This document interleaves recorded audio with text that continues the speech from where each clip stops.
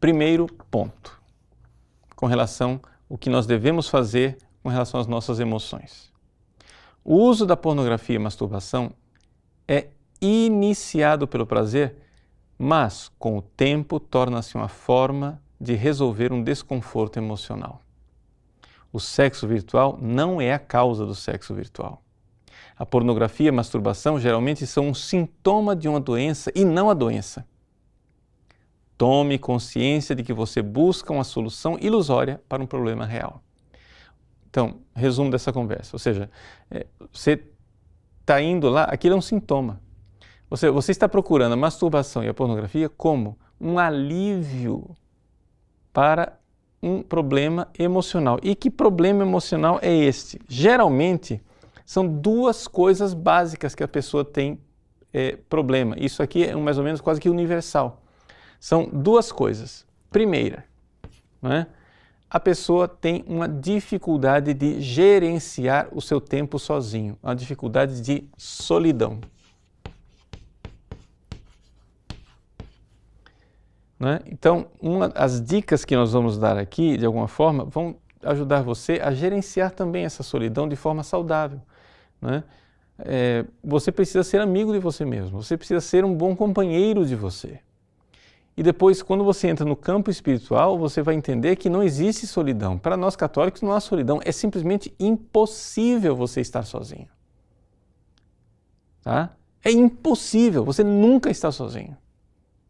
Você está com Deus, a Virgem Maria, os anjos, a intercessão dos santos, os demônios que estão lá, mas sozinho você não está. Não existe possibilidade de você estar sozinho. Portanto, a palavra solidão, no fundo, ela não significa muita coisa em termos reais. Ela é mais um sentimento do que uma realidade. Não há solidão. Se você tem uma visão espiritual da realidade, você vai enxergar que você está sendo amado, acompanhado e cuidado o tempo todo. Existem as ilusões e as tentações, claro. Claro, o demônio é mestre nisso. Né?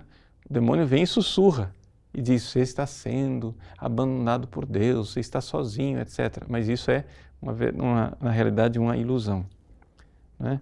Segundo problema que geralmente as pessoas têm é que as pessoas têm uma dificuldade de lidar com, vamos usar a palavra secular, se você quiser, com o estresse da vida.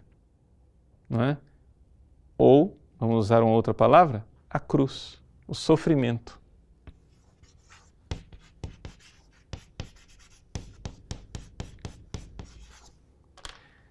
Ou seja, gente, não tem como, a vida tem sofrimento.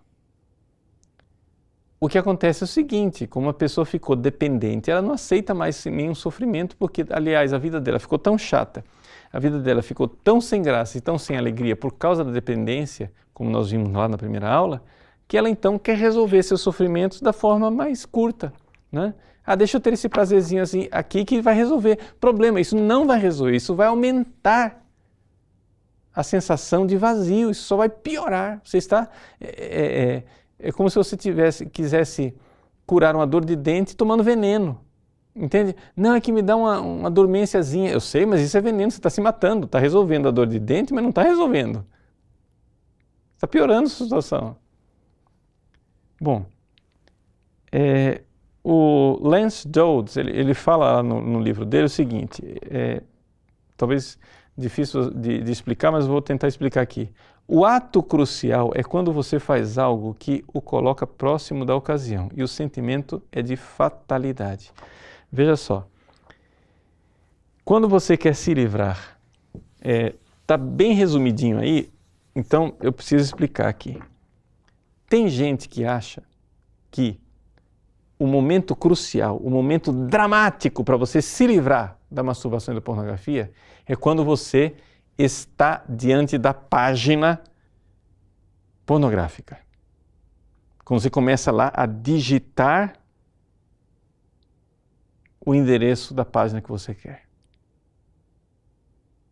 Não, esse não é o momento crucial, não é aí que se dá a grande batalha. A grande batalha está na ocasião.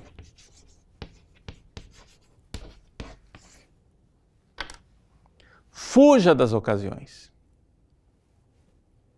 Essa é a grande batalha. Por exemplo, só para dar um exemplo no outro assunto, né? Tem gente que diz assim: padre, no meu namoro eu não consigo viver um namoro casto. Ah, bom. Como é que você quer namorar? O sujeito vai namorar na moita, né? Num lugar escuro, escondido, num quarto, vai namorar no motel, vai namorar sei lá onde, aí eu quero ser casto. Mas como? Meu irmão, foge da ocasião. Você vai sair com sua namorada, leva o irmãozinho dela segurando a vela e pronto, está resolvido o problema.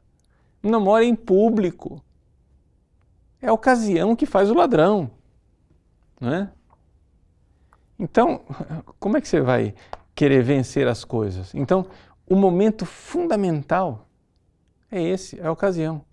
E depois, o sentimento do qual você tem que se livrar é o sentimento de fatalidade, é o sentimento de que não dá, é isso, não vou conseguir vencer, é uma fatalidade, vai ser inútil lutar. Então, aqui está o problema, né? Esse é o núcleo de tudo. Se a aula terminasse aqui, eu já teria dito o importante para você se livrar da masturbação e da pornografia. Ou seja, esse sentimento de fatalidade, como que fala o Lance Dodds, é aquilo que Santo Tomás de Aquino diria, que é o desespero, no sentido de a paixão do desespero. Não é? Ou seja, diante de um mal futuro, né, você ou tem esperança ou tem desespero. Isso aqui não é esperança como virtude, não. Virtude é a esperança como paixão. Né? Então, assim, o desespero. O sujeito não espera mais. Ele entregou os pontos. Isso aqui é fundamental. Então, o que é que eu tenho que fazer? Eu tenho que agir contra estas ocasiões. Né? Então, para enfrentar o problema real com a solução mais adequada. Qual é a ação? Se o problema maior é a ocasião, onde eu me ponho diante de uma ocasião de pecar, ou seja, existe algo que eu tive um dia frustrante, eu tive um problema no emprego, eu tive uma situação matrimonial, familiar, frustrante, um problema, etc. e tal. Aquilo lá, não é? É uma espécie de gatilho. E você vê que você está caminhando para a ocasião. Fuja desta ocasião. Como? Bom, vamos ver algumas sugestões. A primeira coisa, fuja da ocasião em tudo, né? Mas qual é a forma de fugir? Só negativa? Não. Faça uma lista das coisas que você gosta.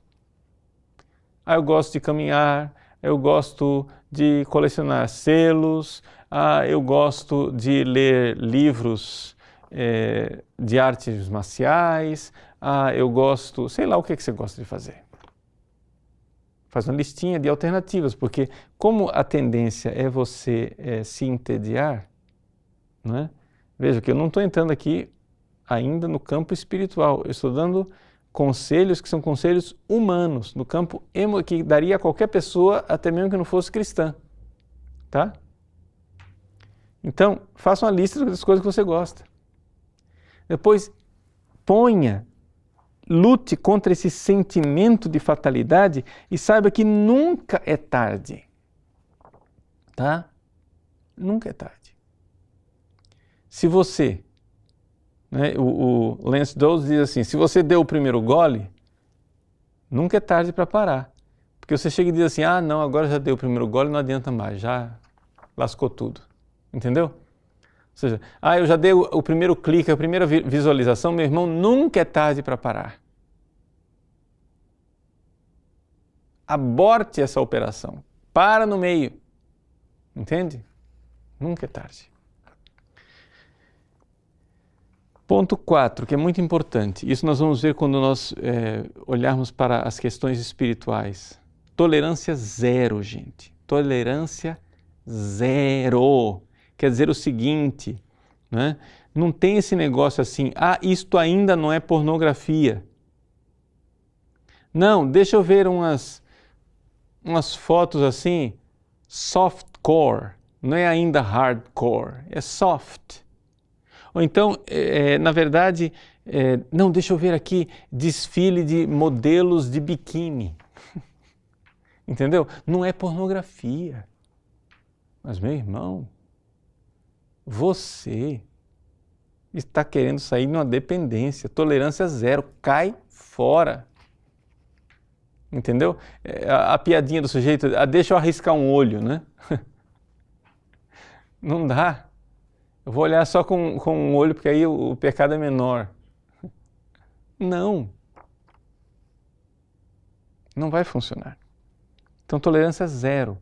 Então, isso quer dizer o seguinte, o seu olhar tem que ser modesto, você tem que se incomodar não só com o site pornográfico, você tem que se incomodar, por exemplo, de olhar para pessoas e não olhar elas no rosto.